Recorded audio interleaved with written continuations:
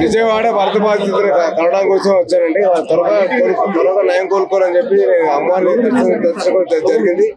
So అందరికి బాగుండాలి, అందరికి ఏ సహాయపడగలను అందరికి సాయం చేస్తానండి. అండ్ అలాగే 2021లో ఈ వృద్ధాశ్రమం ఇంకా అనాథాలను కట్టించానండి, అమ్మ ప్రేమ ఆదరణ సంస్థ అని. సో వాళ్ళు నా కోసం యాక్షన్ అయినప్పుడు అందరు నా కోసం ప్రే చేశారు, నా కోసం తొందరగా కోలుకోవాలని చెప్పి. సో అలాగే నేను వాళ్ళ కోసం నేను వచ్చానండి. నా బాధ్యతగా, నా రెస్పాన్సిబిలిటీగా నేను వచ్చి వాళ్ళందరినీ కలవడం జరుగుతుందండి. అలాగే అందరికీ నేను ఫుడ్ ప్యాకెట్స్ కానివ్వండి, వాళ్ళకి కావాల్సిన సప్లైస్ కానివ్వండి అవన్నీ అందజేస్తాను వచ్చాను.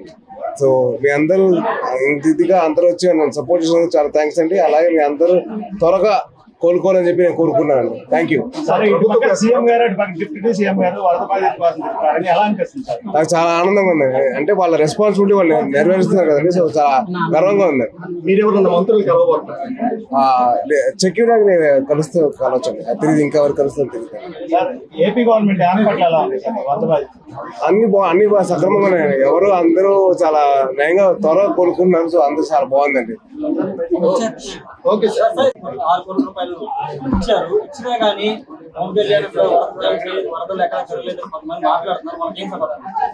అంటే అది సమాధానం చెప్పేకంటే ఆయన తిరుగుతున్న మీరు చూపిస్తారు కదండి, మీరు దగ్గర మీరు చూస్తారు కదా ఎంతవరకు ఆయన సహాయం చేస్తారు ఏంటని మీరు చూస్తారు కదా. సో ఆ వర్క్ విల్ షో అండి, ఆయన పని చేసే తీరు తెలుస్తుంది.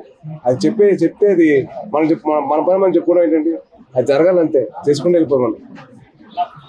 Okay sir.